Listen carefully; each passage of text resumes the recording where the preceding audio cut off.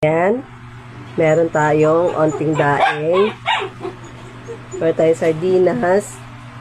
Tsaka meron tayong fish fillet. Samahan nyo ako kumain. Ito muna tayo sa isda. Mainit pa yung kanin ko. Sobrang init pa ng kanin. Nausok-usok pa. Yan. Nagkakamay lang tayo. Masarap yung isda na may itlog, no? Tapos meron tayo dito ang fish fillet.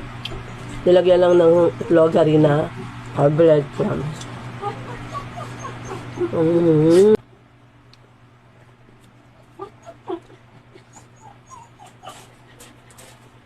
Masarap pag, bagong hango yung kanin. Mainit-init pa. Ganyan.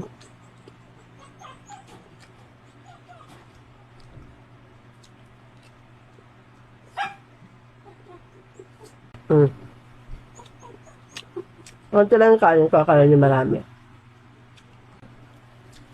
Sibuyas.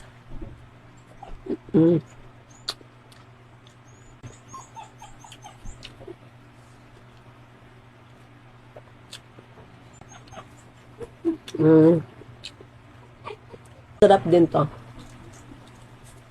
Usok-usok pa kanina yung kanin ko.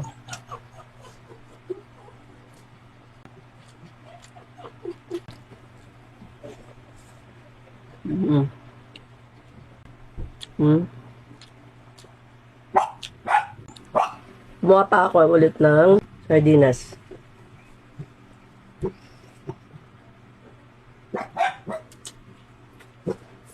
Tapos ng sardinas, may itlog.